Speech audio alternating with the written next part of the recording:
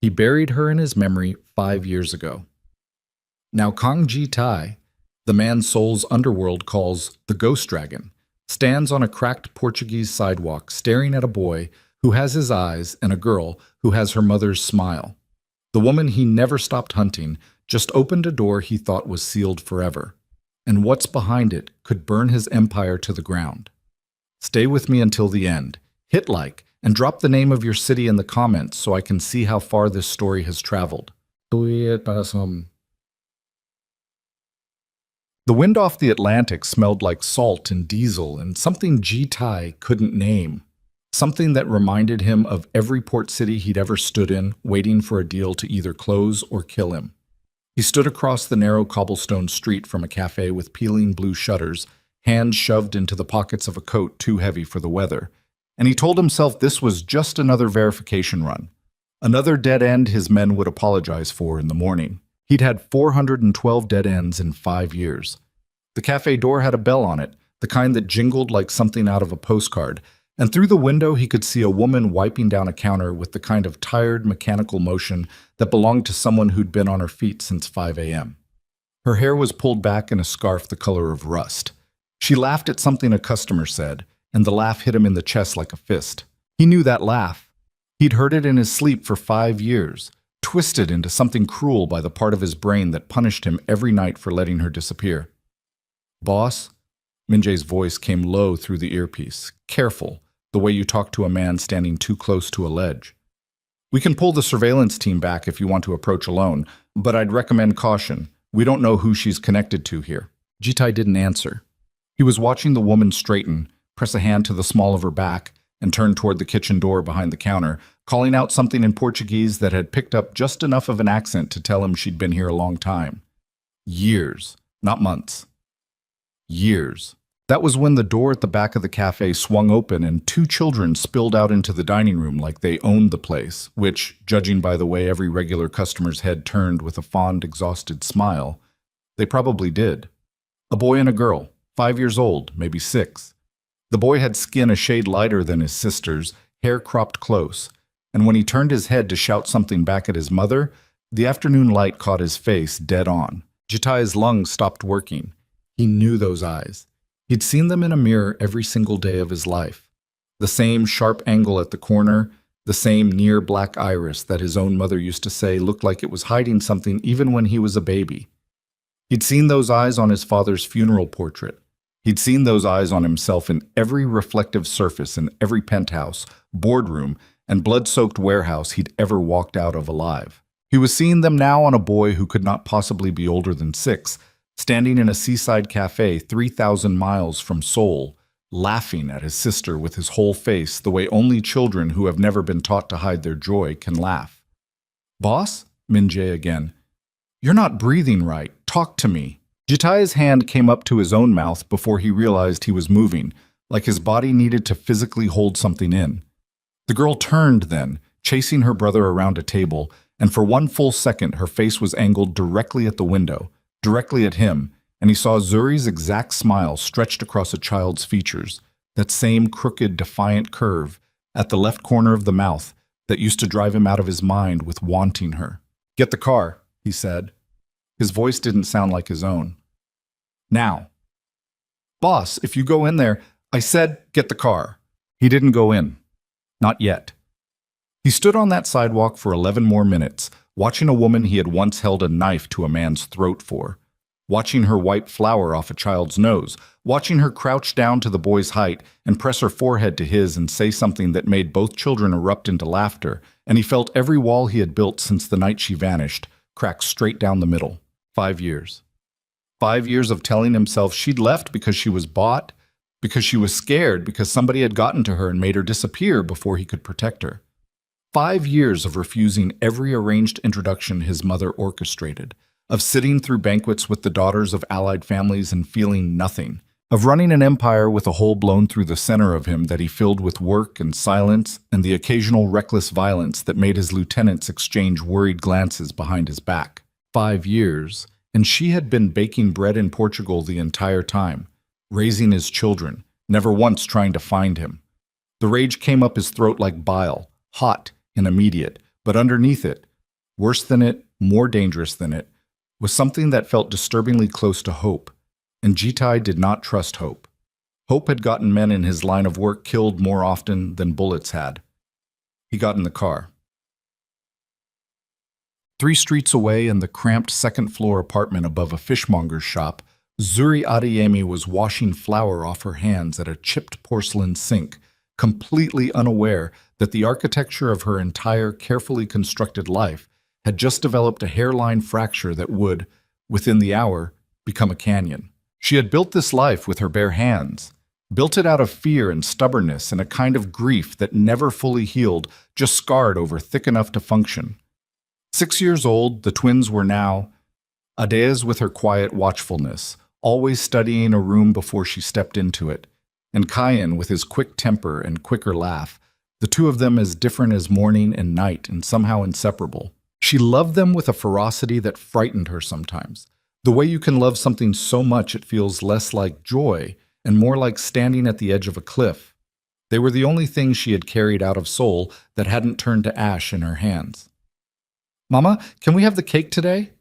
Kayan's voice carried up the stairwell, the one with the chocolate crumbs that Senora Costa next door always saved for him. "After dinner," Zuri called back, drying her hands on a dish towel, catching her own reflection in the small mirror by the door. 29 years old, and she looked older around the eyes. She always looked older around the eyes these days. 5 years of running did that to a person, even when the running had stopped 3 years ago and turned into something that resembled a life. She still checked the street before she opened the cafe every morning, still flinched at black cars idling too long at the corner, still woke up some night certain she'd heard a particular voice in the hallway, low and commanding, the voice of a man who used to whisper her name like a vow and shout it like a warning, depending on what kind of night it was. That voice had haunted her dreams for 5 years. She told herself it would fade eventually. It hadn't. She thought about Jitai the way you think about a wound that never closed right. Carefully, sideways, never looking at it directly, because looking at it directly meant remembering the exact moment she'd walked into their bedroom and seen her own sister's hands pressed flat against his bare chest, her sister's mouth inches from his, and the way the whole room had gone white and silent and final in her mind before she'd even heard a single word either of them said. She had run that night, packed one bag, taken what cash she had, and disappeared into Incheon Airport's chaos before the sun came up, telling herself she was protecting the only thing she had left, the secret growing inside her that she hadn't even told him about yet, the secret she decided in that single devastating moment he would never deserve to know. 5 years. 2 children he'd never met. A whole life built on the foundation of one image that had, she was almost certain even now, been exactly what it looked like. Almost certain.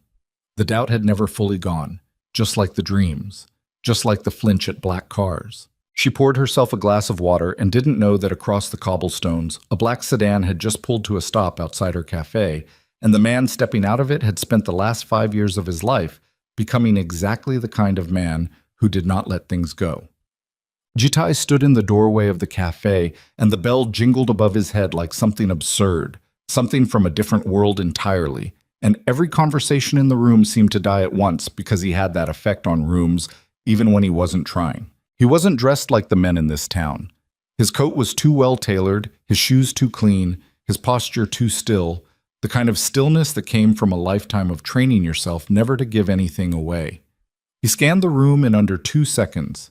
Exits, the position of the kitchen door, an old man reading a newspaper by the window, who was definitely not a threat, a teenage girl behind the register who froze under his gaze like a rabbit catching a hawk's shadow. Then he saw her, coming out of the kitchen with a tray balanced on one hip, and the entire careful architecture of his composure went up like dry brush. Zuri saw him at the exact same moment. The tray slipped. It didn't crash. She caught it half a second before it hit the floor, some animal reflex kicking in even as her mind went completely, violently blank. But the sound of porcelain rattling against itself was loud enough that Kayan looked up from the table where he'd been drawing on a napkin, and Adaeze's small hand found her mother's leg without being told to. "Zuri," Jitai said, just her name. He hadn't planned what he would say. He'd run 1,000 scenarios in 5 years of searching, 1,000 speeches, 1,000 accusations and pleas and threats, and standing in front of her now, watching her face go through fear and disbelief, and something that looked horrifyingly like grief all over again. All he had was her name, the way he used to say it pressed against her hair in the dark. "You shouldn't be here." Her voice came out steadier than she felt, which was the only thing keeping her upright. "You need to leave. Right now." 5 years, Zuri. He took a step into the room and felt every nerve in his body screaming at him to slow down, to not scare her, to not be the man this town would later whisper about in fearful tones. 5 years I have been looking for you. Do you have any idea? "Mama?" Kyan's voice cut through the room, small and uncertain, and it was the single most devastating sound Jitai had ever heard in his life, because the boy's voice had a register to it, a particular cadence on the rising syllable that was unmistakably, impossibly his own. Jitai's eyes moved to the boy, and the boy stared back at him with open, unguarded curiosity, the way children look at strangers before the world teaches them caution, and Jitai felt his entire chest cave inward. "Who's that, Mama?" Adeyeze asked, quieter, pressing herself further into her mother's side, her eyes, Zuri's eyes, soft and watchful, fixed warily on the tall stranger in the doorway. Zuri set the tray down on the nearest table with hands that had started, very slightly, to shake. "Go upstairs," she told the children, keeping her voice gentle even as every cell in her body screamed at full volume. "Both of you, now please, I'll be right up." "But Mama..." "Kyan." One word, sharp enough that the boy's mouth shut immediately. He grabbed his sister's hand, and the two of them disappeared through the kitchen door, Adeyeze throwing one last look back at the stranger over her shoulder before she vanished, a look that lodged itself permanently in Jitai's memory. The cafe had gone completely silent. Even the old man with the newspaper had stopped pretending to read. "Get out," Zuri said, very quietly, once the children were gone. "I have customers." "They have my eyes," Jitai said. He wasn't asking.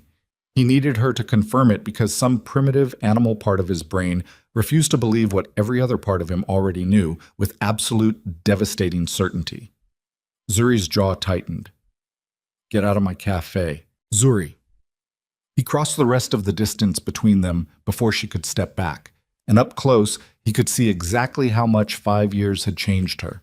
The new lines at the corners of her eyes, a thinness in her face that hadn't been there before, the way her hands had gone permanently rough from work that used to be done for her by household staff.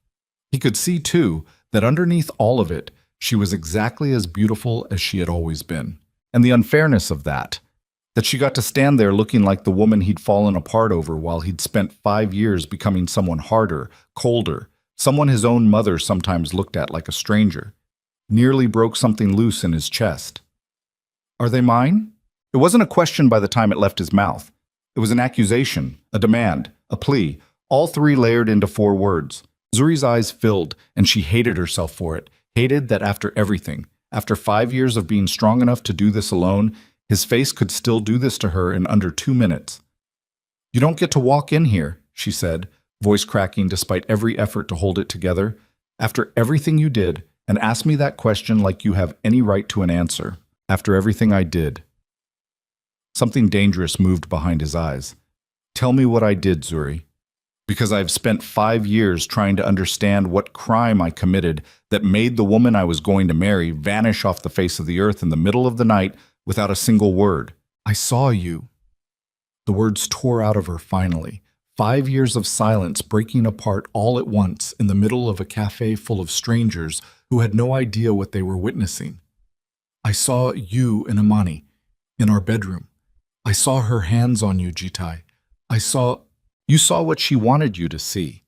His voice came out low and shaking, a register she had never heard from him before, not even in the worst of their old arguments. "She came into my room uninvited. She put her hands on me uninvited. I had been telling her to leave me alone for months, and that night I finally told her exactly what I thought of her, and I told her to get out of my house and never come near either of us again. And you..." His voice cracked, actually cracked, the ghost dragon's voice breaking apart in a Portuguese cafe over a woman and the children he'd just learned existed. "You were already gone before I even finished the sentence.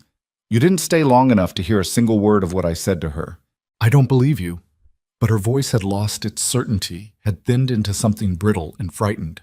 "You don't have to believe me right now." He reached into his coat, slow, deliberate, the way you move around something wounded and unpredictable, and pulled out his phone, his hand visibly unsteady for the first time in longer than he could remember. I have surveillance footage from that night. I have had it for 5 years. I kept it because I told myself if I ever found you, I would make you watch it, every second of it, so you would know exactly what kind of fool you made both of us into. Zuri stared at the phone in his outstretched hand like it might bite her. I'm not showing it to you here, he said, softer now, the rage draining out of him as quickly as it had come, leaving behind something that looked almost like exhaustion. Not in front of strangers, not like this, but I need you to know it exists, and I need... His voice caught again, and this time he didn't try to hide it. I need to know my children's names. The word hung in the air between them, his children, and Zuri felt the last of her resistance crumbling like wet sand. You can't do this, she whispered. You can't just walk into the only life I've built, and I'm not walking away from them, Zuri. His eyes had gone hard again, but not cruel, resolute the way they used to look right before he made a decision that nobody in the room could talk him out of. I missed 5 years. I missed their first words, their first steps, every single day of their lives that I had a right to be part of. I am done missing things.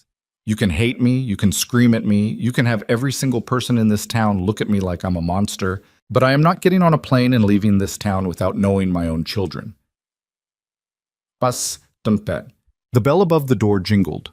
A customer, an elderly woman with a market basket, paused awkwardly in the doorway, sensing the tension thick enough to choke on, and quietly backed out again. Zuri looked at this man, this stranger, and this familiar face all at once. This person who had haunted 5 years of her dreams and now stood solid and undeniable in the middle of her cafe, and felt something inside her that had been frozen since the night she fled finally began, terrifyingly, to thaw. Come back tonight, she said finally, her voice barely above a whisper. After closing, not now. Not in front of them, not yet. I need... She pressed the heel of her hand against her eye. I need time to think. Jitai studied her for a long moment, the way he studied every negotiation, every deal, every moment that mattered, and then he nodded once. Tonight, he agreed. But Zuri... He waited until her eyes met his again. I'm not disappearing this time. I don't care what it costs me. I don't care who I have to become. I am done losing the people I love. He turned and walked out, the bell jingling behind him with that same absurd cheerfulness, and Zuri stood alone in the middle of her cafe with her hands pressed flat against the counter, breathing like she'd just run for her life, which, in every way that mattered, she had. In the back seat of the sedan, Jitai closed his eyes and pressed both hands against his face, and for the first time in 5 years, in front of his own men, he let himself shake. Boss? Minjae's voice was careful from the front seat. What do you want us to do? Find everything, Jitai said, dropping his hands, his voice already hardening back into the register that ran an empire, even as his eyes stayed wet. Her finances, the cafe's ownership records, the children's birth certificates. I want to know every single day of the last 5 years that I missed, and I want to know it by morning. And Amani? Minjae asked carefully. He'd been with Jitai long enough to remember the wedding that never happened, the months afterward when his boss had become someone none of them recognized. Jitai's expression went very still, very cold. Find her too, he said. I want to know exactly where she's been for 5 years, and I want to know who's been protecting her because someone has. People like her don't survive on their own. What none of them knew, not Jitai, not Minjae, not Zuri standing frozen behind her own counter 3 streets away, was that at that exact moment, in a private office in Seoul, 8,000 kilometers away, Imani Adeyemi was staring at a notification on her phone that made her blood run cold. A facial recognition alert, triggered by a security camera at a small Atlantic coastal cafe, confirming that the ghost dragon had just walked through its doors. She set the phone down with hands that trembled despite 5 years of practice at appearing perfectly composed, and reached instead for a different phone, an older one, the one she only used for calls she could never let anyone trace back to her. He found her, she said when the line connected. He found them all. The voice on the other end was male, low, carrying the particular calm of a man who had been waiting 5 years for exactly this moment to arrive. "Then it's time," he said, "to make sure the ghost dragon discovers that some doors, once they're opened, are very, very dangerous to walk through." Amani closed her eyes and felt the ground she'd been standing on for 5 years begin, finally, to give way beneath her. The mansion Jitai rented sat on a cliff edge 20 minutes outside town, all glass and white stone, the kind of place built for people who wanted to watch the ocean try to kill itself against rocks for entertainment. He'd had Minjae secure it within 4 hours of leaving the cafe.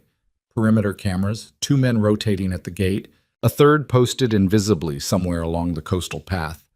Because old habits didn't die just because a man's heart had cracked open in the middle of some stranger's cafe. He stood on the terrace now with a glass of whiskey he hadn't touched, watching the sun bleed orange into the water, and he replayed the boy's voice in his head for the 400th time. "Who's that, Mama?" The exact pitch of it, the exact rising note at the end of the sentence, like he was already half expecting an answer he wouldn't like. His son's voice. He still didn't know the boy's name. "Boss?" Minjae appeared at the terrace door, tablet in hand, his face arranged into the careful neutrality he wore whenever he was about to deliver something that might detonate. "We have her financial records, birth certificates too." Jitai didn't turn around. "Read it to me." "Twins. Born in Lagos, not Lisbon. She crossed into Nigeria for the birth, used her grandmother's maiden name on the paperwork, Adaeze and Kayin Adeyemi." A pause. No father listed. The glass in Jitai's hand cracked. Not shattered, cracked. A thin fault line spidering up from the base, and he set it down on the stone railing before it could finish the job and cut him open. "Continue," he said. "She worked 3 jobs the first year. Cleaning houses, kitchen work, a laundry service. The cafe came 2 years ago. She took out a loan from a local cooperative, no big lender, nothing traceable to anyone with resources. She built it herself, boss, brick by brick, basically." Minjae hesitated. "There's no money trail back to Seoul, no family wiring her funds, no syndicate support. She did this completely alone." Jitai's jaw worked. 5 years he had imagined 100 different versions of where she'd gone, bought off by a rival, smuggled away by someone protecting her from him, hidden by family who never liked him in the first place. He had never once let himself imagine the truth, which was simpler and somehow worse. She had run, and then she had survived, entirely on her own, raising his children in a language that wasn't even hers, in a country where she knew no one. Because she believed with her whole chest that he was a man who would have let her down. "She thought I was capable of that," he said quietly. 5 years of scrubbing floors and crying alone in some apartment because she genuinely believed I would choose Imani over her. "Boss, you don't know that she told me herself." His voice had gone flat, dangerous in its flatness. "Today, in the cafe. She said she saw Imani's hands on me and she left before she heard a single word out of my mouth. She didn't even give me the chance to defend myself. She just decided. And took my children 8,000 kilometers away and let me spend 5 years thinking I'd lost her to nothing, to no reason at all. With respect, boss." Minjae chose his words like a man crossing a minefield. "She walked in on something that would have broken anyone's trust. Maybe she wasn't wrong to run. Maybe she was wrong about why." Jitai turned to look at him then, and something in his expression made Minjae take an involuntary half-step back. "Don't defend her to me," Jitai said low.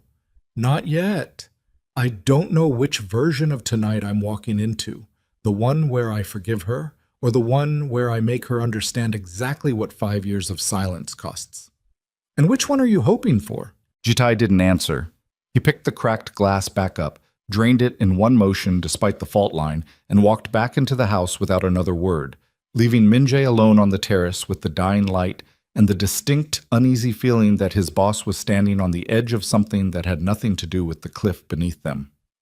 Zuri closed the cafe at 7, an hour early, sending the part-time girl home with a forced smile and a story about a family emergency that wasn't entirely a lie. She bathed the twins, fed them leftover stew, and sat on the edge of Kayin's bed while Adaeze braided a strand of her own hair in the corner, watching her mother with the quiet, unsettling perceptiveness that 6-year-olds weren't supposed to have. Is that man coming back? Adeze asked, not looking up from her braiding. Zuri's hand stilled on Kayan's blanket. What man, baby? The man from the cafe. The tall one. Adeze's fingers kept moving, methodical, but her eyes flicked up. Kayan has his eyes. Zuri felt the floor tilt slightly beneath her. 6 years old. 6 years old, and her daughter had already seen what it had taken Zuri 5 years of running to refuse to see in the mirror every time she looked at her son's face. Go to sleep, Zuri said, voice thick. We'll talk in the morning. Mama. Kayan's small hand found hers in the dark, his voice already heavy with the particular exhaustion of a child fighting sleep. Did we do something bad? No, baby. She pressed her lips to his forehead, breathing him in, the smell of soap and the sea air that clung to everything in this town. You didn't do anything bad. Ever. You hear me? Then why are you scared? She didn't have an answer for that. She sat with him until his breathing evened out, until Adeze's braiding hand finally went slack against the pillow, and then she stood in the doorway of their small, shared room for a long time, watching them sleep, feeling the entire architecture of the lies she'd told herself for 5 years. I did this to protect them, crack open under the weight of one simple fact. She had also done this because she was too proud, too frightened, too certain of her own wounded version of events to ever once pick up a phone and ask the question that might have changed everything. She had never asked him, not once, in 5 years. She had built an entire mythology of his betrayal on 11 seconds of a single image, and she had never given him the chance to break it. The knock came at 9:40, soft, almost hesitant, nothing like the man who had stormed through her cafe that afternoon, radiating barely contained violence. She opened the door and found him standing there in different clothes, his hair slightly damp like he'd showered before coming, and for one disorienting second she saw the man she'd fallen in love with 7 years ago. Instead of the rumors that had calcified around his name since, the rumors of warehouses, of men who disappeared, of a boy from a wealthy but minor family who had clawed his way to the top of Seoul's underworld through sheer, terrifying will and never once apologized for what that climb had cost. They're asleep, she said, stepping back to let him in, her voice carefully neutral. He stepped into her tiny apartment and seemed, for a moment, almost too large for it, his presence taking up space the modest furniture wasn't built to accommodate. He looked around at the mismatched chairs, the chipped paint, the crayon drawings taped to the refrigerator with names scrawled in a child's careful hand, Kayin and Adeze, and something in his face cracked open that he didn't try to hide. This is where they live, he said. Not a question. This is where we built a life.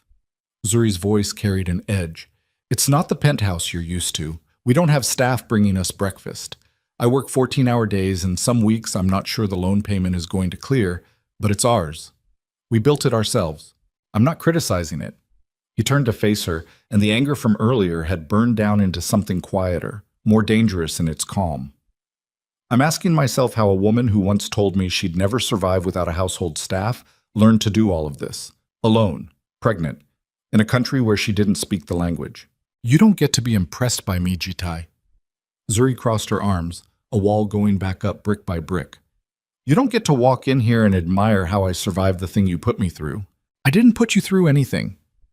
His voice rose just slightly before he caught it, glanced toward the bedroom door, and brought it back down to a furious whisper. You ran. You ran without asking me a single question. You took my children and disappeared and let me believe for 5 years that you were dead or kidnapped or... His hands clenched at his sides.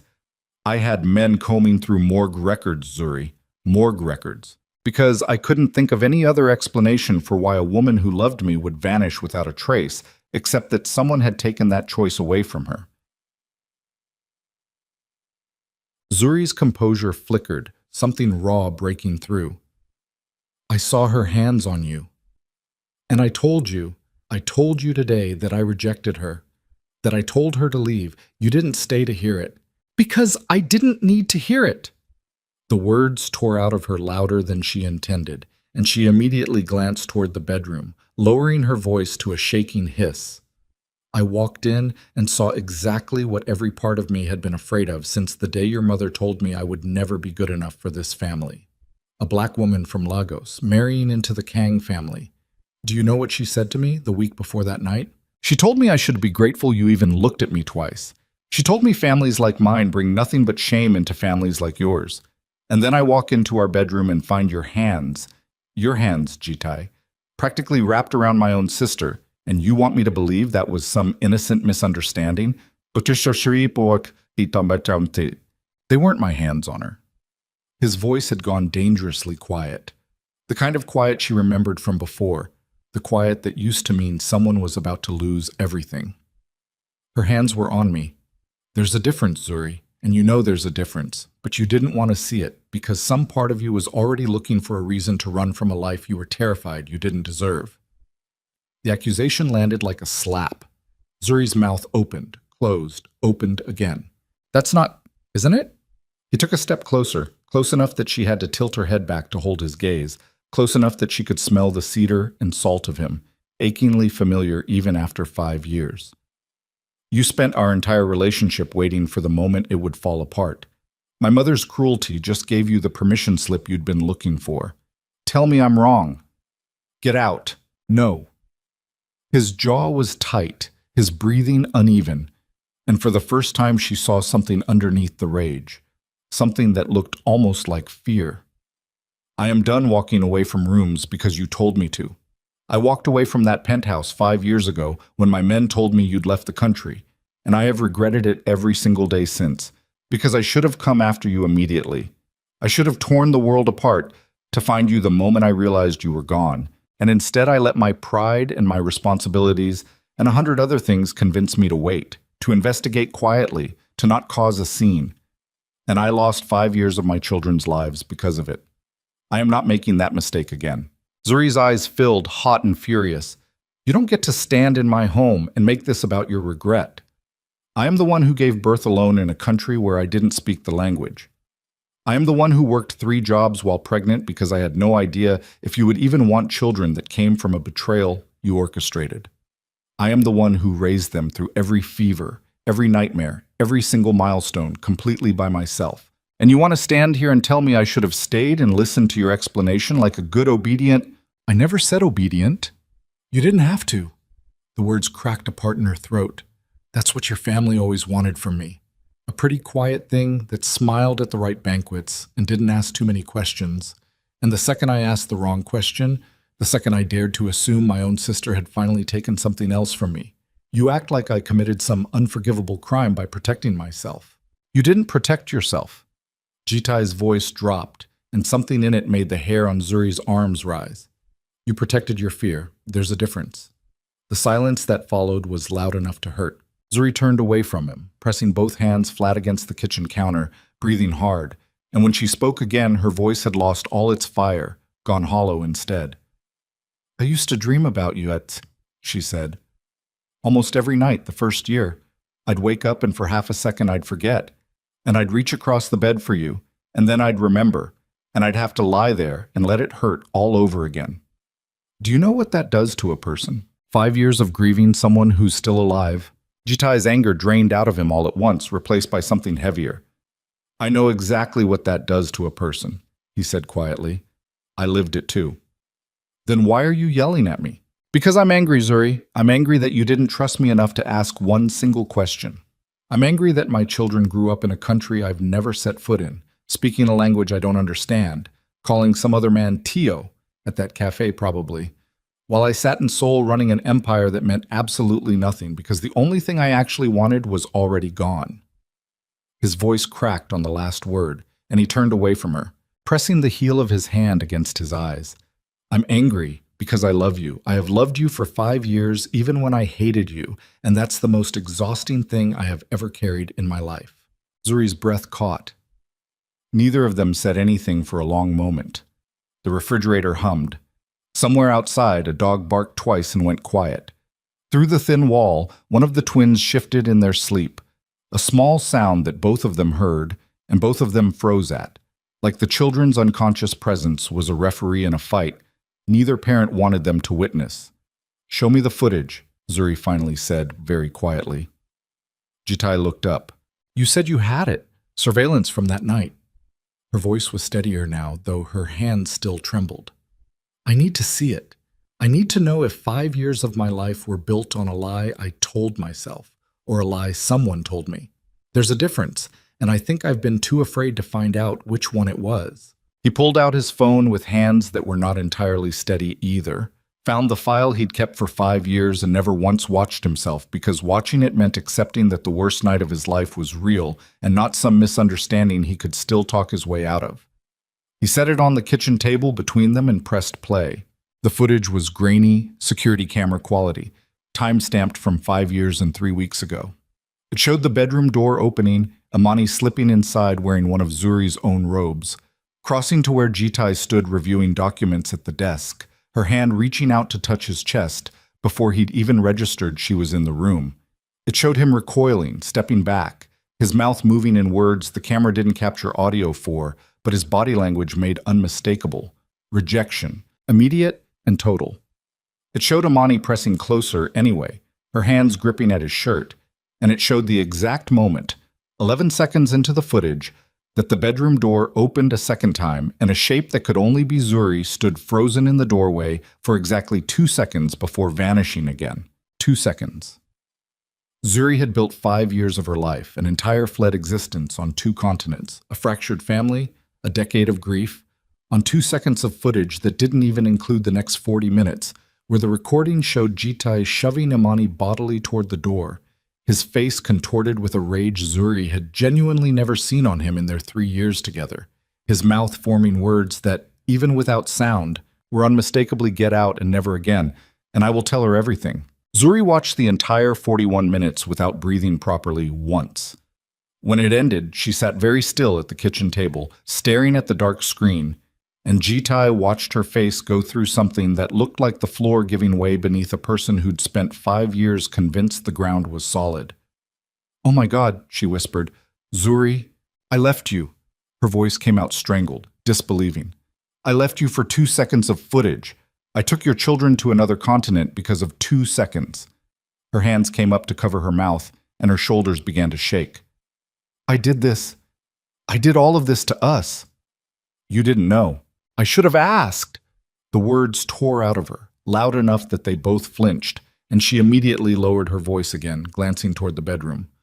"I should have asked you. I should have given you 30 seconds to explain instead of running to an airport like a coward. 5 years, Jitai. 5 years you spent thinking I betrayed you by leaving, and the entire time it was me who—" She couldn't finish the sentence. "It was Amani," Jitai said, and his voice had gone cold and flat in a way that made Zuri look up sharply. She knew exactly what she was doing. She came into that room at the exact moment you were due home from your appointment. She knew your schedule. She knew the door would open.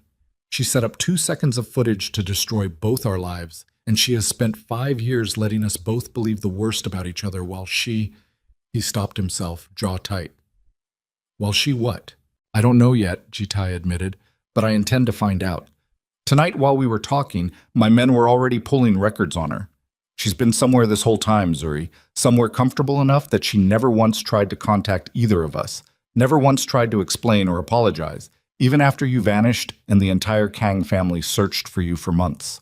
She let her own sister disappear and never said a single word about what she'd done."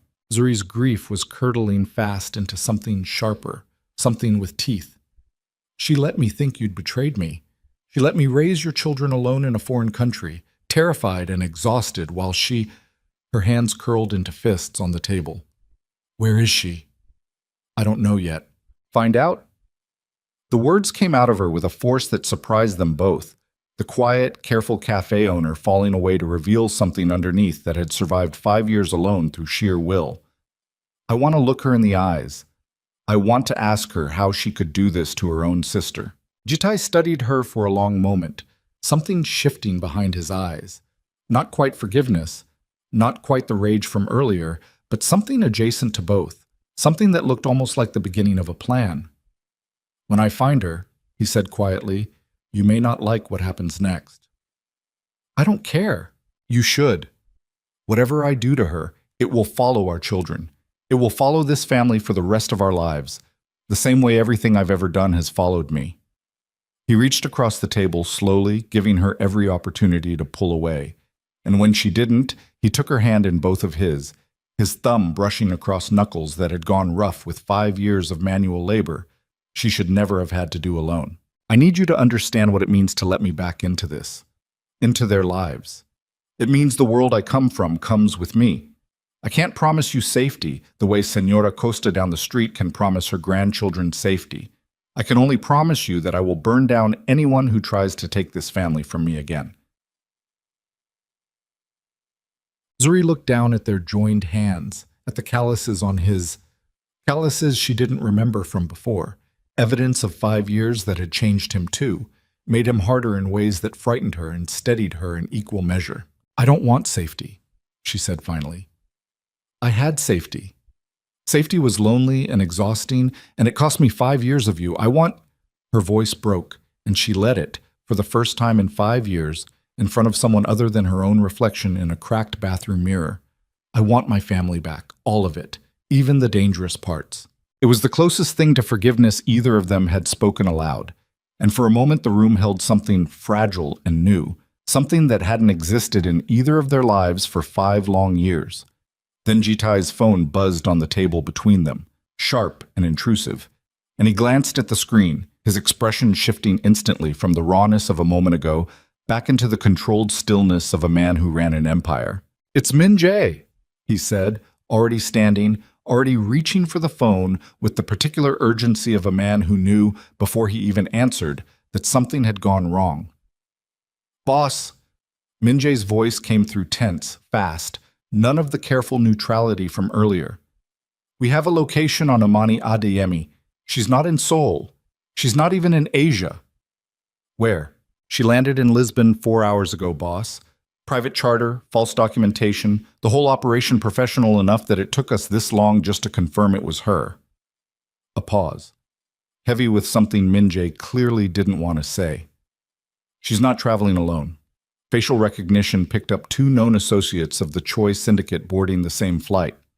Boss, the Chois have wanted your territory in Busan for 6 years. If she's working with them, Jitai's entire body went still in a way Zuri had never seen before. A stillness that had nothing to do with calm and everything to do with a man calculating violence with surgical precision. She's here, he said, more to himself than to Min Jae. She's in this country, right now. We don't know her exact location yet, but boss, Min Jae's voice dropped lower, urgent. If she's here with Choi Muscle, and she knows you found Zuri and the children, this isn't a coincidence. This is a setup. Zuri had gone pale, rising from her chair, one hand pressed flat against her chest, like she could physically hold her heart in place. What's happening? Jitai lowered the phone slowly, and when he looked at her, the man who had just held her hand and spoken of family and forgiveness had vanished completely, replaced by the ghost dragon the entire Seoul underworld feared. Every line of his face hardened into something lethal. Where are the children? He said. Not a question. Command. Asleep. In the next room. Jitai, you're scaring me. Good. He was already moving toward the bedroom door, already reaching for the gun Zuri hadn't even realized he'd been carrying beneath his jacket the entire night. Being scared keeps you alive. Get them dressed.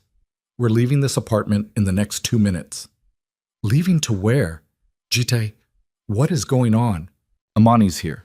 He said it flatly, already pulling the bedroom door open, already crossing to where his children slept peacefully, utterly unaware that the woman who had orchestrated the destruction of their family 5 years ago had just landed on the same coastline they called home, accompanied by men whose only purpose was violence. And she didn't come to apologize. Outside, 3 streets away and closing fast, a black van with tinted windows pulled to a quiet stop at the mouth of the narrow cobblestone street, its engine idling low in the dark, and inside it, Amani Adeyemi sat with her hands clasped tight in her lap, staring at the dim light still glowing in the second-floor window of a fishmonger's building, watching the silhouettes moving frantically behind the curtains, and felt nothing that resembled guilt.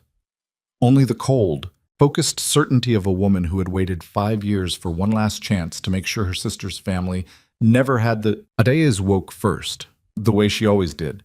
Some instinct in her wired tighter than her brother's, pulling her out of sleep half a second before the bedroom door opened. She saw her father's silhouette against the hallway light, saw the hard, flat line of his shoulders, and some part of her, too young to have words for it, old enough to feel it in her stomach, understood before anyone told her anything that the world had just tilted. "Up, baby," Zuri's voice, trying for calm and missing it by a fraction her daughter caught instantly. "We're going to go on a little adventure, okay? Get your shoes." It's nighttime. Adeyeze sat up, blinking, her eyes finding Jite standing in the doorway with something dark and metallic gripped in his hand that she didn't have a name for and didn't need one to be afraid of. "Mama, why does he have a gun?" Kayan woke at the word gun, the way only a 6-year-old raised entirely without violence could wake. Instantly, completely, his small body going rigid with a fear he had no context for and 1,000 instincts for. "Nobody is going to hurt you." Jitai crossed the room and crouched at the foot of the bed, close enough to be present, far enough not to crowd them, his voice dropping into a register Zuri had never heard from him. Gentle, deliberate, every hard edge sanded down for his children's sake, even as his eyes kept flicking toward the window. "My name is Jitai. I'm a friend of your mother's, and I need you to trust me for the next few minutes, even though I know that's a lot to ask from someone you just met."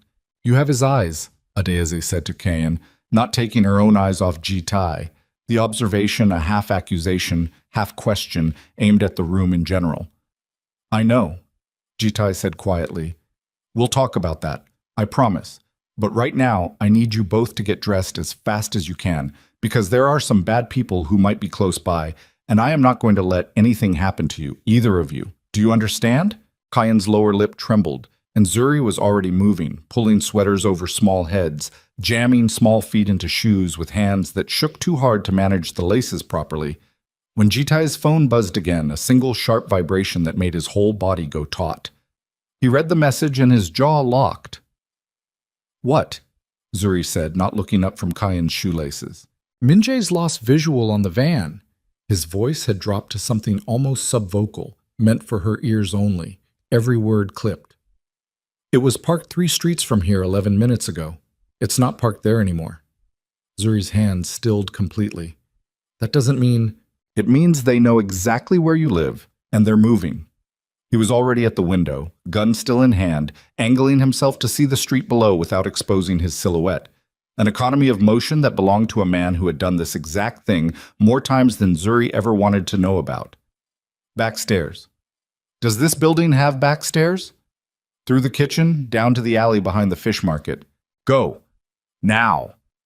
He scooped Kayan up off the bed before the boy could protest, settling him against his hip with an ease that startled them both. And Zuri grabbed Adeyeze's hand, and the 4 of them moved through the small apartment fast and silent, Zuri's heart slamming against her ribs so hard she could feel it in her teeth.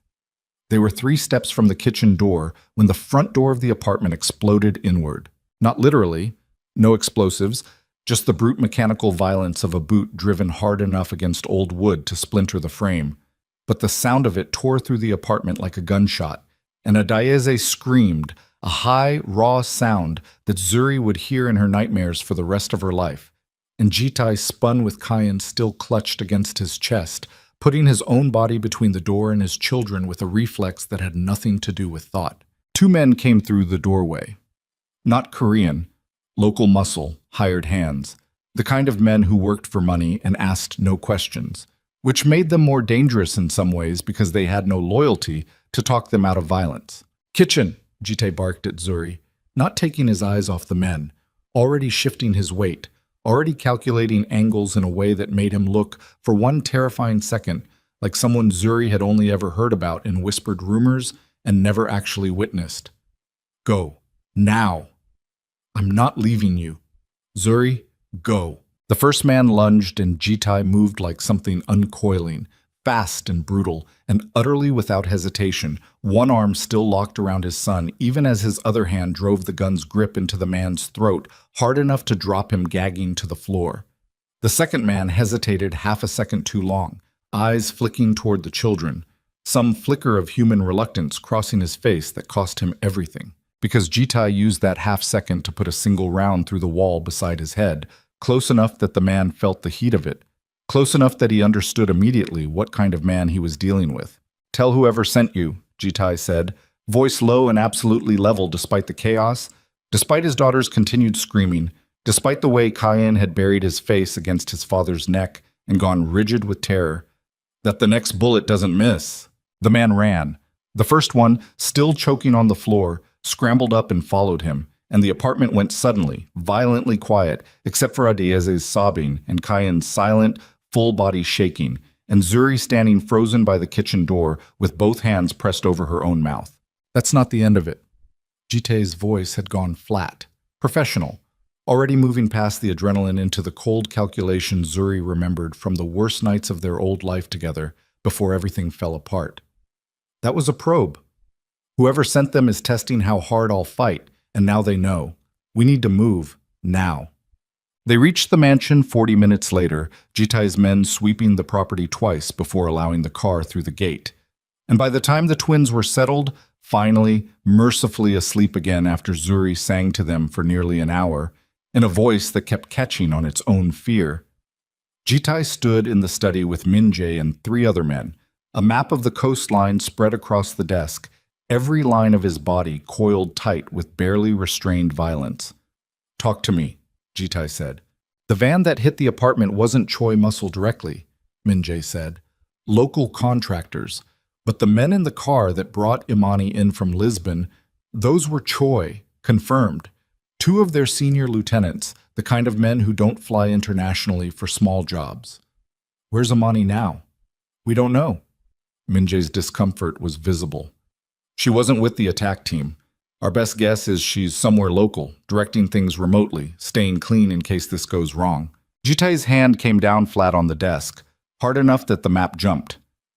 "She came 8,000 kilometers to direct an attack on her own sister's children, and she's hiding somewhere clean."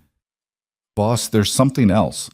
Minjae's voice dropped, and the careful way he said it made Jitai go still. "We pulled her financial records while you were at Zuri's apartment. She's been receiving payments for 5 years, regular ones, quarterly through a shell account in Macau."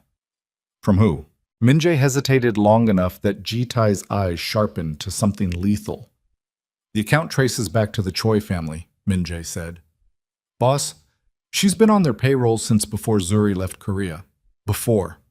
The timeline doesn't fit a woman who panicked after getting caught with her sister's fiancé and decided to ally with your enemies afterward to protect herself. The payments started 2 months before that night in the bedroom." The room went very quiet. Jitai's mind, trained over a decade to process threat assessments at speed most men couldn't manage, began assembling the pieces with a horror that built slow, and then all at once, like a wave you see coming from a long way off and still can't outrun. "She didn't stumble into my bedroom that night," he said slowly.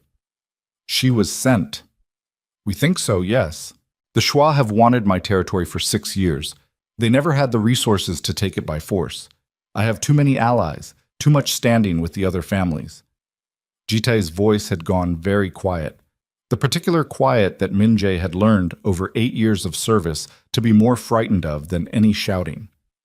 "But if they could break the Kong family from the inside, if they could engineer a scandal large enough to destroy the engagement, drive away the one woman who actually made me weak enough to be human, send my children and the only person I have ever truly loved running to another continent, boss, they didn't need force." Jitai's hands had curled into fists on the desk, knuckles white. "They just needed 5 years and patience. They needed me broken, distracted, running an empire with half my attention because the other half never stopped looking for a woman who was never actually missing. She was hidden, deliberately, by a plan that started before I even knew it existed." "There's more, Minji said, and something in his voice made every man in the room go still. "We found communications, encrypted, but our people cracked enough of it. Boss, Imani wasn't just paid to seduce you that night. She's been feeding the Shwa information about your operations for 5 years. Shipping routes, security rotations, the names of every ally who's visited your properties. She's had access to your family for years before that night, boss. Family dinners, holidays, every gathering where people speak freely because they think they're among family." Jitai's breathing had gone shallow and dangerous. "Everything," he said very quietly. "Every operation that's gone sideways in the last 5 years. Every shipment we lost. Every man we lost. The ambush in Incheon 18 months ago that killed 3 of my best soldiers." His eyes came up, and what was in them made even Min-jae, who had stood beside this man through a decade of violence, take an instinctive step back. She's been inside my walls the entire time, sitting at my mother's table, standing at the funerals of men who died because of information she sold.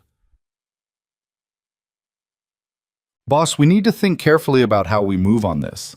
If the Shwa know we've made the connection, I don't care what the Shwa know.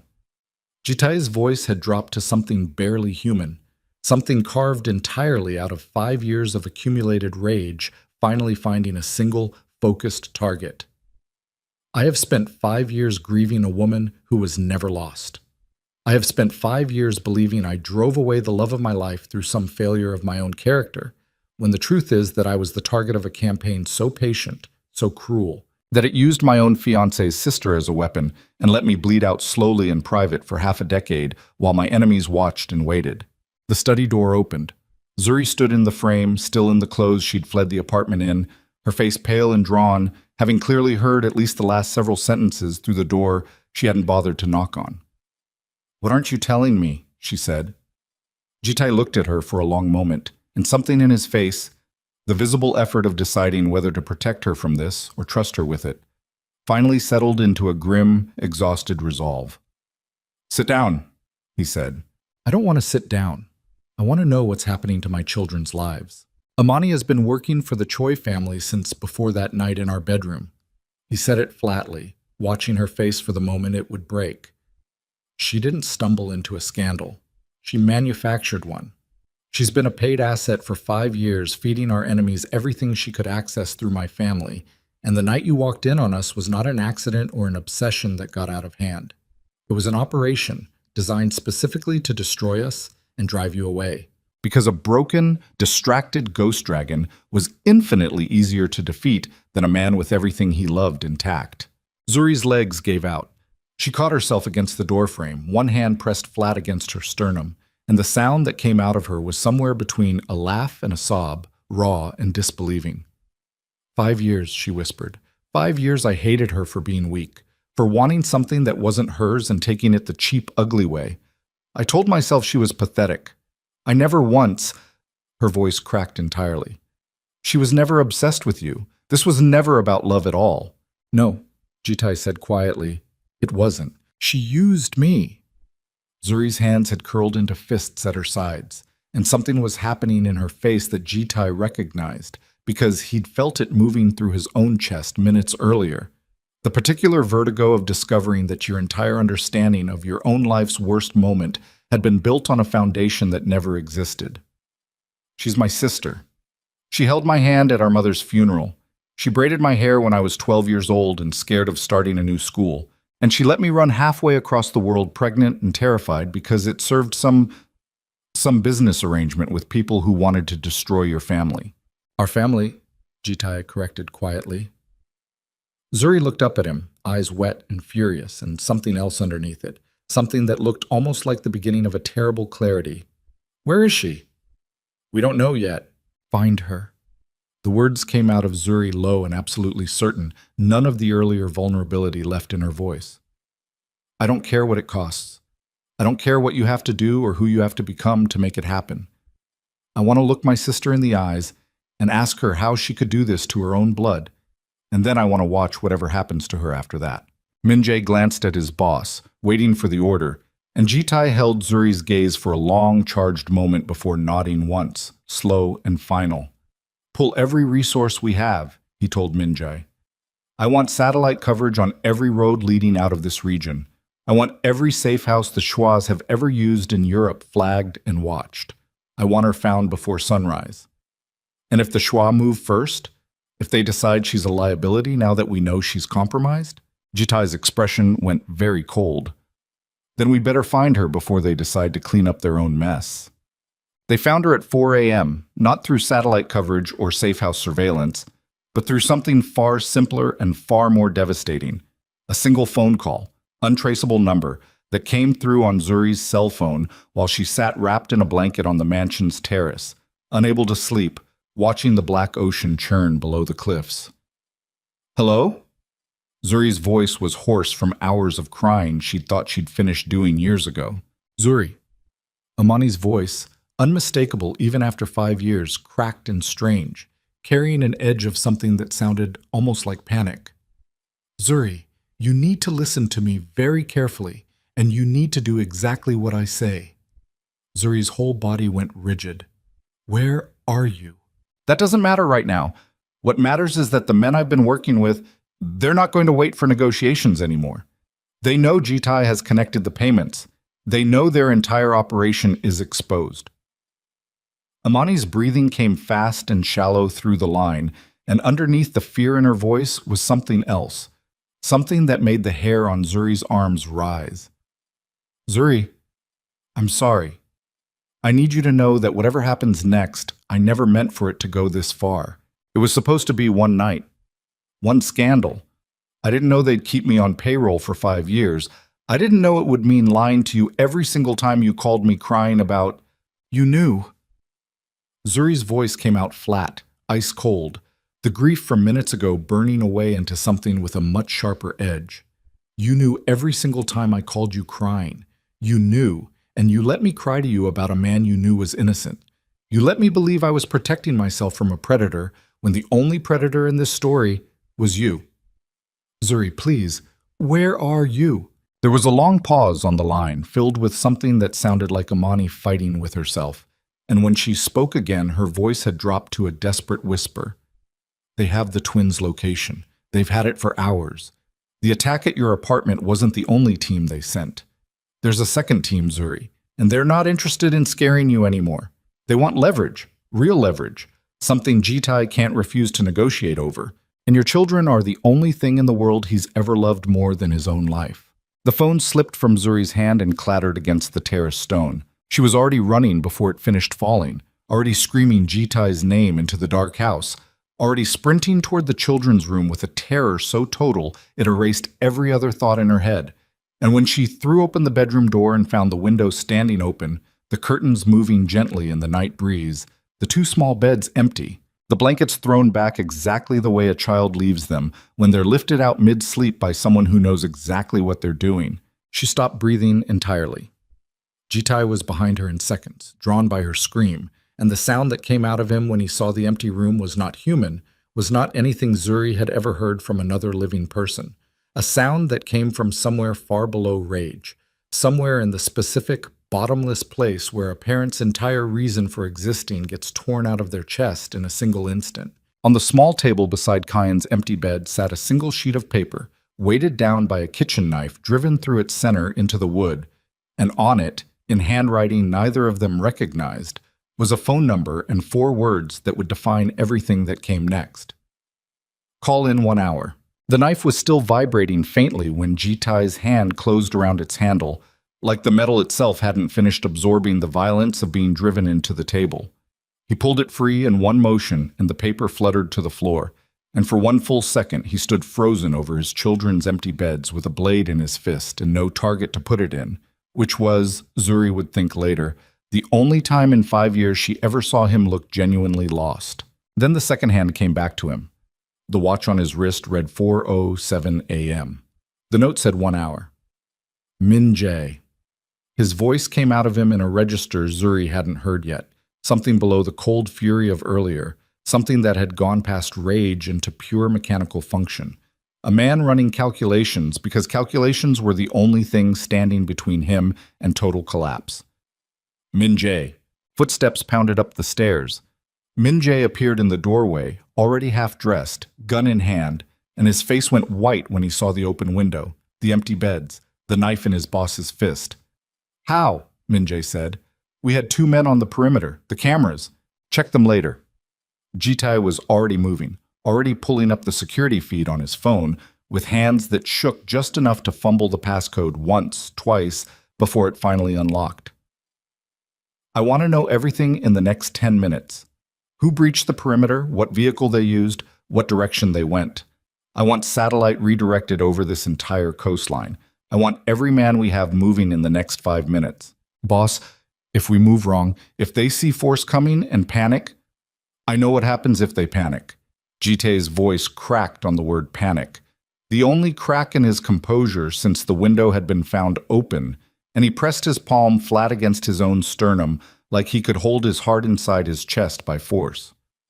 I have buried men who panicked with a child as collateral. I know exactly what that looks like, Min-jae, and I am not doing this wrong. Zuri stood in the doorway with both arms wrapped around herself, shaking so hard her teeth had started to chatter despite the warm night air, watching the man who had held her hand at her kitchen table 6 hours ago transform completely into something else, something that had kept an empire alive through a decade of warfare. And she understood with a terrible clarity that the gentleness she'd seen in him with the children, the raw grief over 5 lost years, none of it was gone. It had simply been folded underneath something colder, something that existed for exactly this kind of moment. The footage, Min-jae said, voice tight, pulling it up on a second phone and angling the screen so Jitai could see. Grainy night vision, time-stamped 3:51 a.m., 16 minutes ago. 2 figures in dark clothing scaling the exterior wall below the children's window with a speed and economy that spoke of professional training, not local muscle, hired in a panic. One of them carried something small slung against his chest as he descended. Kayin, limp, either drugged or simply too terrified to make a sound. The second figure followed seconds later with the daeze over one shoulder, her small fists visible even in the grainy footage, beating uselessly against her captor's back. Zuri made a sound like something tearing. She's fighting. Jitai's voice had gone very quiet, watching his daughter's small fists strike a man twice her size, watching her get nowhere and keep trying anyway. That's good. That's good, Zuri. She's fighting. She's not, He stopped himself before he said the word neither of them could afford to think about. Where did they go? Zuri's voice came out flat, stripped of everything except function. She had stopped shaking somewhere in the last 30 seconds, some switch flipping inside her that Jitai recognized because he'd flipped it himself 1,000 times. The vehicle exits the frame heading north along the coastal road. Min-jae was already cross-referencing, fingers flying across his tablet. There's only one structure of any size in that direction within 20 minutes. An abandoned cannery, shut down maybe a decade ago. Locals call it the old sardine plant. If I were running an operation that needed somewhere isolated, defensible, close enough to strike fast but far enough to control access, that's it. Jitai was already moving toward the door, already shrugging into a tactical vest that one of his men had laid out without being asked. The practiced economy of a man who had done this exact transformation more times than he could count. Get every man we have moving toward that location. Quiet approach. No sirens. Nothing that tells them we're coming until I want them to know. Boss, it's been 16 minutes. If we hit them in the next 40 before the call comes, we don't hit them before the call. Jitai's eyes came up, sharp and absolutely certain. If they don't get their call, if their plan falls apart before they've extracted whatever they want from it, the first thing scared men with hostages do is make sure the hostages can't testify against them later. We wait for the call. We let them believe they're in control. And then I take that control away from them so fast they won't have time to make a single bad decision. Zuri grabbed his arm before he reached the door, her grip fierce enough to leave marks. I'm coming. Zuri? They are my children. Her voice broke entirely on the word, raw and absolute, and something in her face made even Min-jae go quiet. I have spent 5 years protecting them completely alone. You do not get to leave me sitting in a house while strangers decide whether they live or die. I am coming, Jitai, and you can either help me or you can waste 30 seconds arguing about it that we do not have. Jitai held her gaze for exactly 1 second, and in that second, something passed between them that had nothing to do with 5 years of grief or betrayal or rebuilt trust. Something simpler, older, the shared animal understanding of 2 parents facing the worst night of their lives together. Stay behind me, he said, every single second. I don't care what you see or hear, you stay behind me until I tell you otherwise. Fine. I mean it, Zuri. I said fine. She was already moving past him toward the stairs, toward the cars idling in the courtyard with their engines already running. 6 of Jitai's men loading into 2 vehicles with the silent, brutal efficiency of soldiers who had done this before in places far worse than a sleepy Portuguese coastline. Move, cheat. The cannery sat half-collapsed against the cliffside 2 kilometers north. Its corrugated metal walls rusted through in patches that let thin blades of interior light spill out into the dark. the only sign that the structure was occupied at all. Jitai's convoy killed their headlights a kilometer out and rolled the rest of the way on momentum and discipline, parking in the dead space behind a ridge of scrub brush where the building's few visible windows couldn't catch a reflection. 2 visible guards on the main entrance. Minjae's voice was barely a whisper through binoculars, lying flat against the ridge beside Jitai, while Zuri crouched between them, every muscle in her body wound tight enough to vibrate. Thermals picking up at least 6 more bodies inside. Configuration suggests they're spread through what used to be the processing floor. Open layout, not a lot of cover. The children.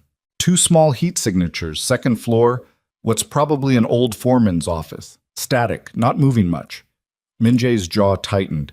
Could mean they're secured and waiting. Could mean, don't. Zuri's voice came out sharp enough to cut him off mid-sentence. Don't finish that thought. They're waiting. That's all it means.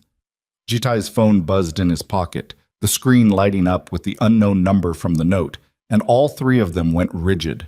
43 minutes, Jitai said, checking the time against the note's deadline. Early. Answer it, Zuri said. He did, putting it on speaker, keeping the volume low enough that only the 3 of them could hear it over the wind coming off the cliffs. Kang Jitai. The voice on the line was male, accented, carrying the particular flatness of a man who had made this kind of call before and felt nothing doing it. I assume you found the note. Where are my children? Safe. For now. Whether they stay that way depends entirely on how the next hour goes. A pause, deliberate, designed to let fear do its own work. You've been busy tonight, Mr. Kang, pulling financial records, making connections about certain business arrangements. The Choi family would prefer those connections remain unexplored. You want me to forget that your employers have been buying information from inside my own family for 5 years? I want you to understand priorities. Right now, in this exact moment, you have exactly one priority, and it isn't revenge.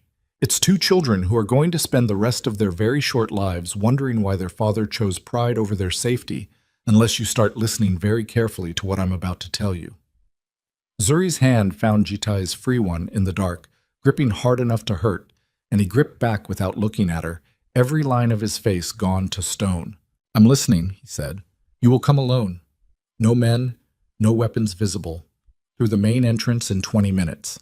You will bring with you the original surveillance footage from 5 years ago and every piece of documentation your people have gathered tonight regarding the Choi family's financial arrangement with Imani Adeyemi. All of it. Hand-delivered, no copies retained anywhere.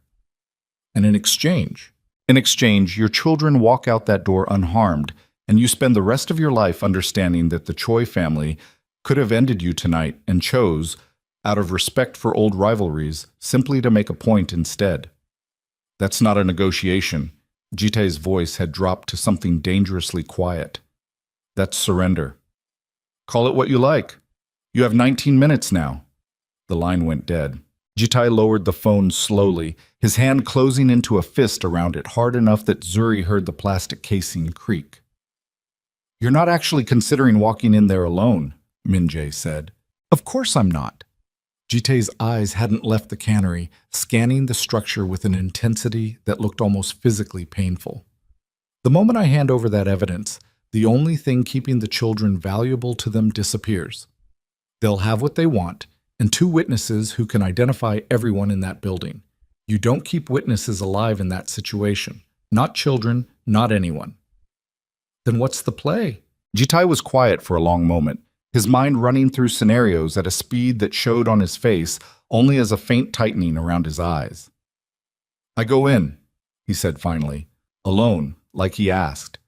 But I'm not walking in with surrender. I'm walking in with a distraction loud enough that the rest of you can move. Jitai, no. Zuri's grip on his hand tightened to something almost violent. You are not walking into a building full of armed men by yourself while I sit out here and wait to find out if you're dead. I need you out here, Zuri. He finally turned to look at her, and his expression had softened just slightly, just enough to remind her that underneath the ghost dragon was still the man who'd cried in her kitchen 6 hours ago. The second those doors open and the children are moving, somebody needs to be ready to run to them immediately. Somebody they trust.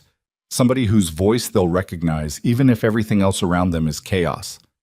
That has to be you. I need you exactly where you are right now, ready to move the instant I create an opening. And if you don't create an opening, if something happens to you in there, then Minjae and the others go in regardless, and you stay exactly where you are, and you do not, under any circumstances, run into that building looking for me. His voice had gone fierce, almost pleading, an inversion of every dynamic between them up to this point. Promise me, Zuri. I have already lost 5 years with my children. I am not losing you to a building I walked into on purpose. Zuri's eyes filled, and for one terrible second, the woman who had buried 5 years of grief under sheer survival instinct nearly broke apart completely, right there on the ridge, with her children's lives counting down inside a rusted metal building 40 meters away. I promise, she said, and they both knew, in the way you know a lie even as you're telling it, that it might not be true. 18 minutes later, Jitai walked through the cannery's main entrance with his hands visible, empty, a thin tablet tucked under one arm containing files that Minjae had spent the last 15 minutes frantically corrupting beyond any usable recovery. Real enough to pass a glance, worthless to anyone who actually tried to extract data from it. The interior was exactly what the thermal imaging had suggested. An open processing floor, rusted conveyor systems hanging dead overhead, 6 men spread through the shadows with the loose, alert posture of professionals, and at the center of it, standing beneath one of the building's few working lights, Imani Adeyemi. She looked smaller than Jitai remembered. 5 years had hollowed something out of her face that no amount of careful makeup or composed posture could fully disguise. And when her eyes found him crossing the floor, something flickered across her expression that looked, for one unguarded second, like genuine regret before it hardened back into the controlled mask she'd clearly spent 5 years perfecting. "You came," she said. "Where are they?" Patient. She gestured toward the staircase behind her, toward the second floor where the foreman's office sat dark and silent. First the tablet. Jitai crossed the floor slowly, every nerve in his body screaming at the open ground around him, the lack of cover, the 6 armed men watching his every movement with the patient stillness of predators who'd already decided how this ended. He held the tablet out, and the man who'd spoken on the phone, older, gray at the temples, carrying himself with the unmistakable authority of someone genuinely senior in the Choi organization, stepped forward to take it. "Verify it," the man said to someone Jitai couldn't see, and a younger man emerged from the shadows with a laptop, connecting cables, his face illuminated by the screen's glow as he began running through the files. Jitai's eyes never left the staircase. "Imani." He kept his voice level, though every word cost him something. "Look at me." She did, reluctantly, her composure visibly fraying at the edges. Why? Just the one word, but it carried 5 years of devastation behind it. "She's your sister. She trusted you with everything, and you sold her life. Sold mine, sold our children's entire existence, for money." "It wasn't about money." Imani's voice cracked, the first genuine crack Jitai had heard from her, and something dangerous moved behind her eyes. "Do you have any idea what it's like to grow up in someone's shadow your entire life?" Zuri was always the favorite, the pretty one, the kind one, the one our mother bragged about to every relative who'd listen. I was the one who tried too hard and never quite landed, and then she met you. And even that, even the one thing I might have had a chance at, she took without even trying. "I was never yours to take." Jitai's voice had gone flat, dangerous. "I rejected you the moment you touched me. I told you to leave. You knew exactly what you were doing that night, and it had nothing to do with feelings for me. The Shwa offered me something I never had in my entire life." Imani's chin lifted, defiant even now, even cornered. "Respect, resources, a chance to actually matter instead of standing in someone else's shadow forever. All I had to do was make sure one specific scene played out at one specific moment and watch the rest fall apart on its own. I didn't even have to do much, Jitai. The two of you destroyed yourselves. All that distrust, all that fear about whether you were good enough for each other, I just gave it a reason to finally break the surface. You're proud of this." Jitai's voice had gone very quiet, the kind of quiet that made every man in the room shift their weight, recalibrate threat assessments. "You destroyed an entire family, cost dozens of people their lives in the operations you compromised, and you're standing here proud of yourself." I'm standing here, Imani said, with the only leverage I've ever had in my entire life, and you are going to watch what happens if you don't start cooperating completely. The man with the laptop looked up sharply. Sir? His voice carried an edge that made the senior Choi lieutenant turn immediately. This data's corrupted. Half these files won't even open, and the ones that do are pulling garbage. This isn't the original footage. It's not even close. The room's temperature seemed to drop 10 degrees in a single second. Jitai's expression didn't change, but something behind his eyes shifted into pure, focused calculation. The look of a man who had just run out of time to be patient. You son of a bitch, the senior lieutenant said, already reaching for the weapon at his hip, his voice rising to a shout that carried across the entire processing floor. Get the children! Move! Move! The world exploded into motion. Jitai moved before the order finished leaving the man's mouth, a blade appearing in his hand from somewhere Zuri would never fully understand even after he explained it to her later. And the nearest guard went down with a sound that wasn't quite a scream before he'd even registered the threat. Gunfire erupted from the ridge outside.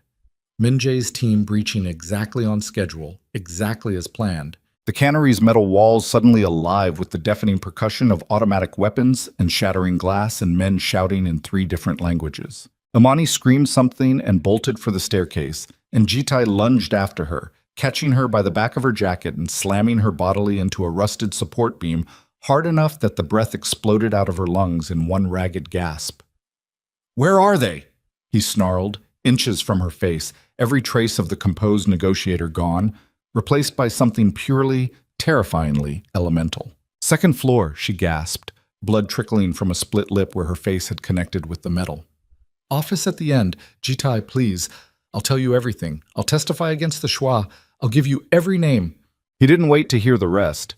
He shoved her toward 2 of his own men who'd just breached through a side door and was already moving toward the staircase, gunfire still erupting across the processing floor behind him, when a single shot rang out from somewhere above, and Jitai felt the impact slam into his shoulder like a sledgehammer, spinning him half around, the world tilting violently as pain detonated through his entire left side. He didn't fall. Couldn't let himself fall. He pressed his free hand against the wound, felt the hot, wet spread of blood through his fingers, and forced his legs to keep moving up the stairs toward the sound of his daughter's voice, faint and terrified, calling for her mother through a door that stood between him and the only thing in the world that had ever mattered more than his own survival. And somewhere behind him, breaking every promise she'd made on that ridge, Zuri was already sprinting across the gunfire-lit floor toward the same staircase, screaming her children's names into the chaos with a voice that had nothing left to lose. The door at the end of the hallway came off its hinges under Jitai's shoulder, the good one, and he stumbled through into the foreman's office with blood soaking down his left arm and his vision swimming at the edges. And the first thing he saw was his son's face, tear-streaked and furious, twisted toward the door, with a kind of desperate hope that broke something open in Jitai's chest wider than the bullet wound had. One man stood guard over the children, gun already swinging toward the door, and Jitai didn't think, didn't calculate, didn't do anything except move on pure animal instinct, closing the distance in 3 strides, and driving his good shoulder into the man's chest before the weapon could level. They went down together hard against a rusted filing cabinet, and the close-quarters fight that followed was nothing like the clean, controlled violence Jitai usually dealt in.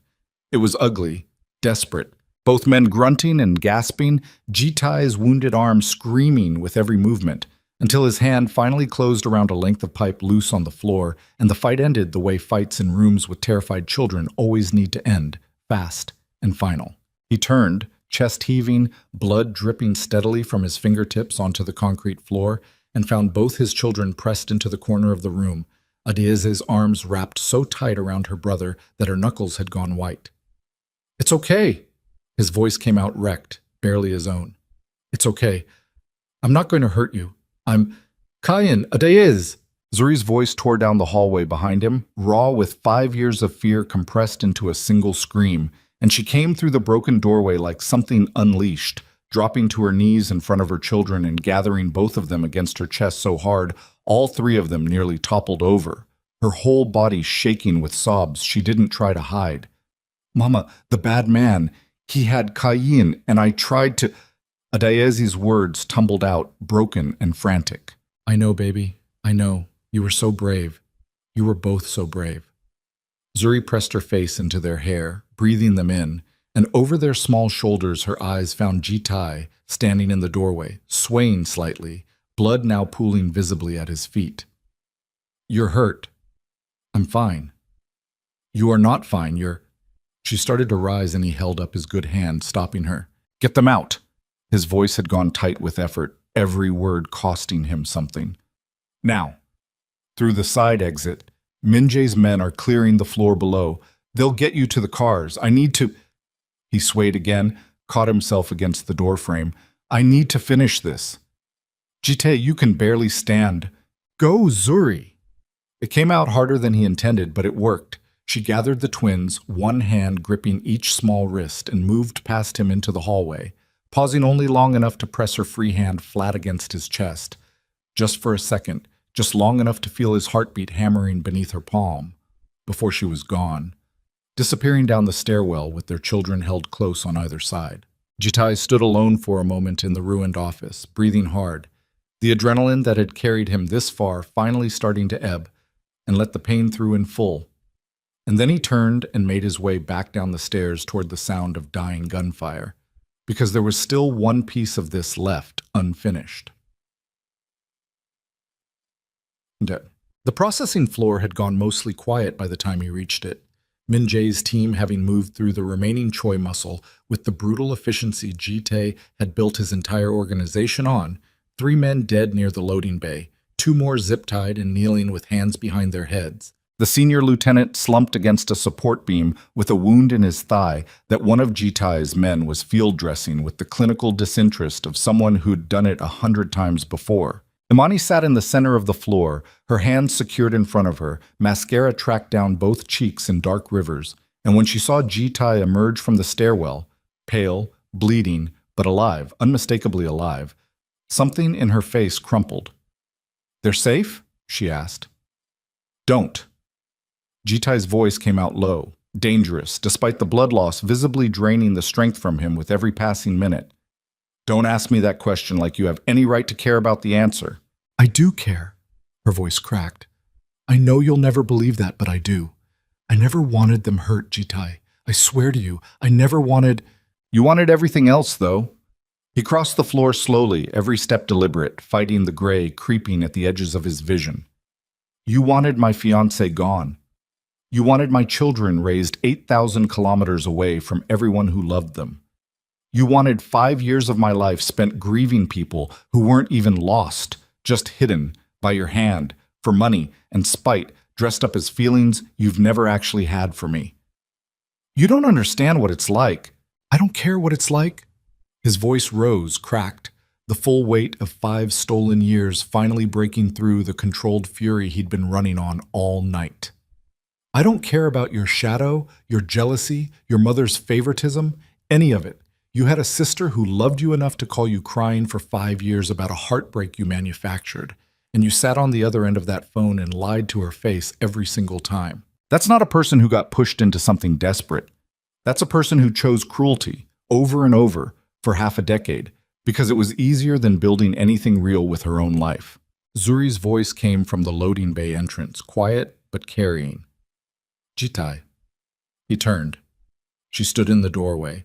The twins no longer with her, safely in a car with 2 of his men, he understood without asking. And her face, in the half-light of the dying violence around them, had gone very still, very controlled.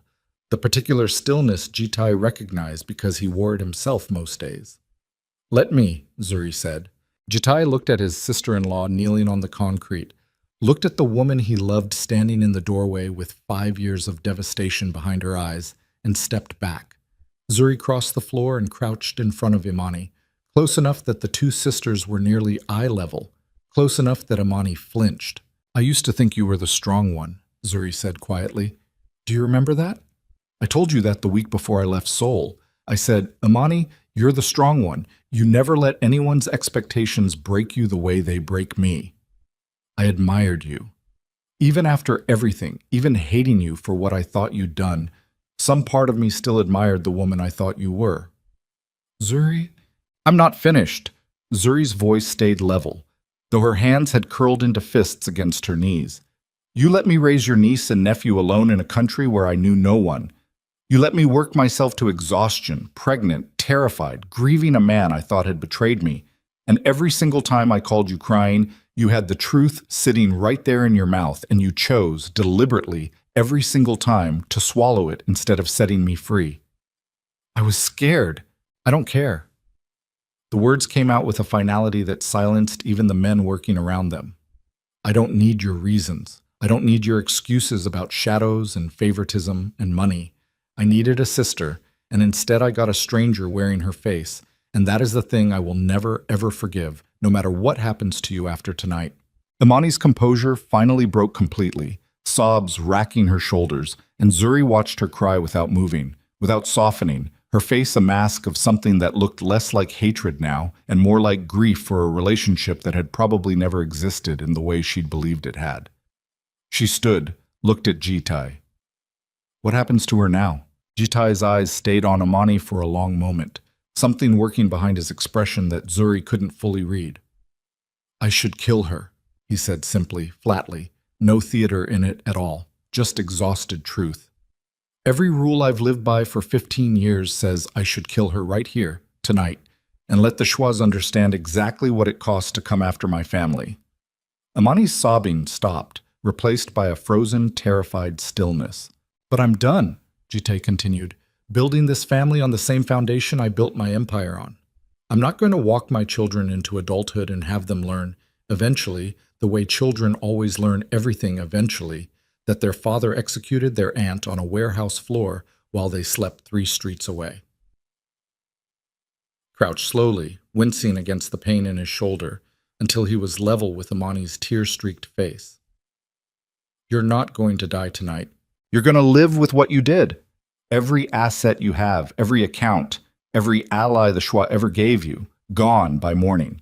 You'll spend the rest of your life in a facility that treats whatever broke inside you badly enough to do this to your own family, and you will live every single day knowing your sister's children grew up happy, loved, surrounded by people who actually deserved them, while you have nothing. That's not mercy, Imani. That's just a slower kind of ending than the one you earned. He stood, swaying again, and this time his legs nearly gave out entirely. Zuri caught him before he hit the ground, his full weight dropping against her, and he felt distantly, through the roaring in his ears, her voice calling for Min-jae, calling for a medic, her hands pressed hard against the wound in his shoulder while the world tilted sideways and finally, mercifully, went dark. He woke 3 days later in a private clinic outside Lisbon, sunlight slanting warm through gauzy curtains, and the first thing he registered was the small weight pressed against his uninjured side. Kayin, fast asleep in the chair beside the bed. One small hand still curled loosely around 2 of Jitai's fingers like he'd fallen asleep refusing to let go. You're awake. Zuri sat in the second chair, Adeyeze asleep against her shoulder, dark circles carved deep beneath her eyes, 3 days of vigil written into every line of her exhausted face. How long? Jitai managed, his voice a dry rasp. 3 days. You lost a lot of blood. The doctor said another 20 minutes and... She stopped herself, pressed her lips together. You're here. That's what matters. The children. Are they? They're okay. Her hand found his free one, gripping tight. Scared, still having nightmares some nights, but okay. Adeyeze asked me yesterday if you were going to die, and I told her the truth. That I didn't know, but that you were the strongest man I'd ever met. And that strong men don't give up on their families, not even when everything in their body is telling them to. Jitai's eyes burned, exhaustion and relief, and 5 years of grief finally finding somewhere to land. And Imani? Gone. Min-jae handled everything. The facility, the asset seizure, all of it. Exactly the way you wanted. Zuri's jaw tightened slightly. I haven't decided if I'll ever see her again. Maybe someday. Not yet. Maybe not for a long time. That's allowed. His thumb moved against her knuckles, slow, deliberate. You don't owe her forgiveness on any timeline but your own. They sat in silence for a while, the children breathing slow and even on either side of the bed, the late afternoon light shifting gradually toward gold, and Zuri finally spoke again, her voice smaller than he'd heard it since this whole impossible reunion began. I almost lost you tonight, 3 nights ago. Whichever it was. She shook her head, disoriented by exhaustion. I spent 5 years convincing myself I was stronger alone. That I didn't need you, didn't need anyone, that I'd built something solid enough on my own that nothing could ever knock it down again. And then I watched you walk into that building knowing you might not walk back out, and I understood, completely, viscerally, that I had built an entire life designed around never needing anyone again. And it took about 4 seconds for that entire structure to collapse the moment your life was actually on the line. Zuri, let me finish. Her eyes had filled, but her voice stayed steady. I'm not the same woman who ran from that penthouse 5 years ago. I can't be her again, even if I wanted to. She believed the worst because believing the worst felt safer than asking questions and risking the answer. I don't want to live like that anymore. I don't want to teach our children to live like that either. To run first and ask questions never. To assume the people who love them are capable of anything just because trusting them feels too dangerous. She drew a shaking breath. I want to build something with you. For real this time. Not because the world handed us a miracle, but because we choose it every day, even on the days it's hard, even on the days your past comes knocking on our door with a gun in its hand. Jitai studied her face for a long moment. The new lines, the exhaustion, the fierce, unbreakable will that had carried 2 children across an ocean and built a life out of nothing and then run headfirst into a building full of armed men to save them, and felt something settle in his chest that had been displaced for 5 years finally click back into place. I love you, he said. I have loved you every single day of the last 5 years, even the days I hated you for leaving. And I'm going to spend whatever years I have left proving that you never have to run from me again.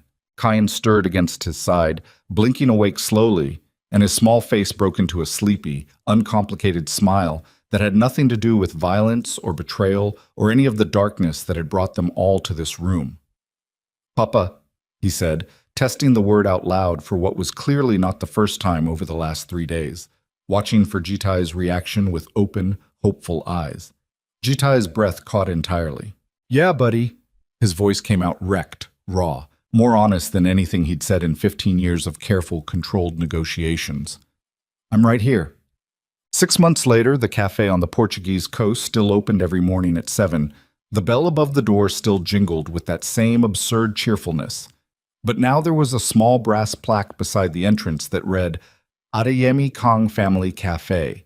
And most mornings, if you looked closely enough through the window, you'd see a tall Korean man with a scar-healing pail along his shoulder, carrying trays between tables with the same careful seriousness he once brought to running an empire, while 2 6-year-olds argued cheerfully over whose turn it was to ring up customers at the register. Zuri had finally, reluctantly, let them operate under close supervision. Jitai had not abandoned Seoul. He couldn't, not entirely. Too many people depended on the careful, deliberate transformation he'd begun the week he woke up in that clinic, slowly dismantling the parts of his empire built on violence and converting them, piece by piece, into something his children could someday know without flinching. He split his time between continents, Seoul for 2 weeks, Portugal for 2, an exhausting rhythm that he'd told Zuri more than once, was the only kind of exhausted he'd ever actually enjoyed. His mother had not accepted Zuri easily.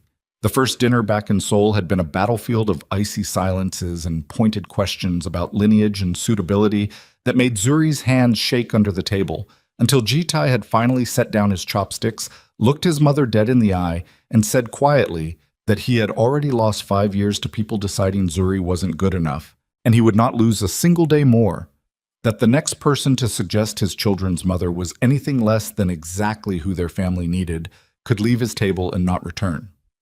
His mother had gone quiet.